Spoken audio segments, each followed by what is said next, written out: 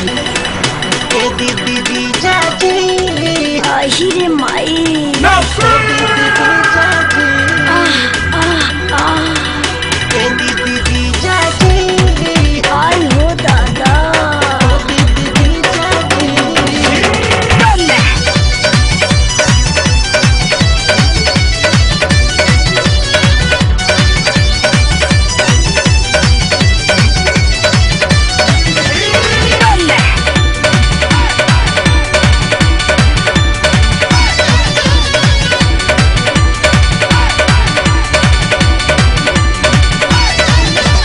धीरे धीरे रतिया में सिकड़ी बजवले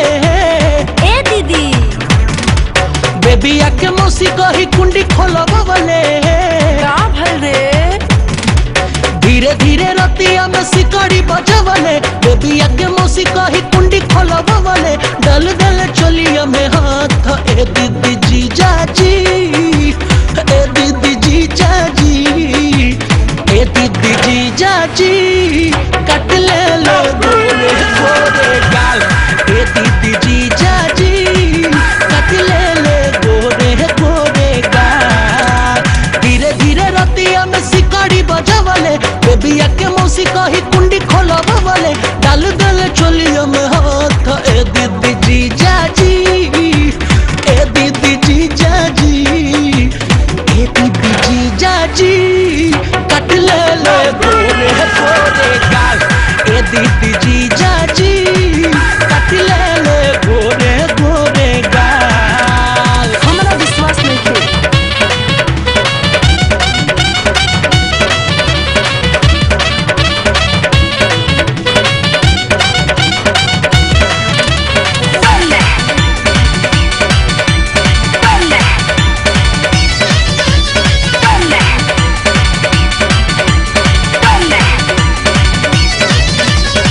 भौजी पूछी है तो का बताइब उगल बदत के निशानी साचो दीदिया पाहु हमार बड़ा बाउर बानी अच्छा काल पूछे भौजी पूछी है तो का बताइब उगल बदत के निशानी साचो दीदिया पाहु हमार बड़ा बाउर बानी ओढ़नी के हमारा उ खिंच के गिरावले सच बोलो ताड़े काचे उमिरिया में दुख पहुँचवले का कही रे दीदी ओढ़नी के हमारा उ खिंच के गिरावले काचे उमिरिया में दुख पहुँचवले निक नहीं बटे उनकर चाल ए दीदी जीजा जी ए दीदी जीजा जी ए दीदी जीजा जी कट ले ले गोरे गोरे गाल ए दीदी जीजा जी कट ले ले गोरे गोरे ए दीदी अच्छा अच्छा काल पूछे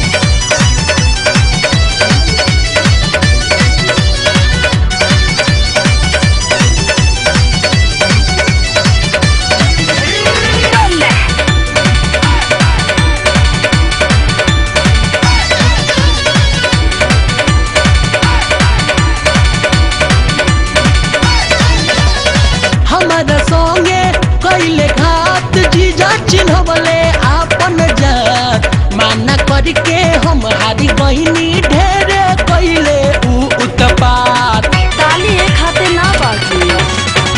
हमारा संगे कैले घात जीजा चिन्हवले आपन जात माना करके हम हारी बहिनी ढेरे कैले उ उत्पात घरी अकबरिया में ढेर उसतवले हमसे बतौले काहे ना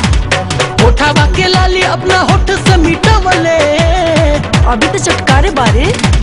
धरी अकबरिया में ढेर उसतवले होठावा के लाली अपना होठ से मिटावले नोच ले माथवा के बाल ए दीदी जीजा जी ए दीदी जीजा जी ए दीदी जीजा जी कट ले ले गोरे गोरे गाल ए दीदी जीजा जी कट ले ले गोरे गोरे गाल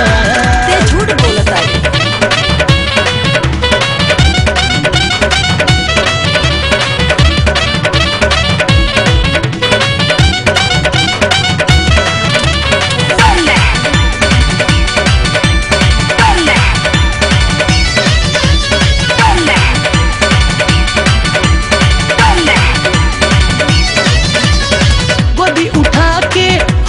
दीदिया दिहले पलंगिया पटक हो का कहीं दीदी एक मिनट में ससवा गइले अटक हो तो जिंदा कैसे बारे?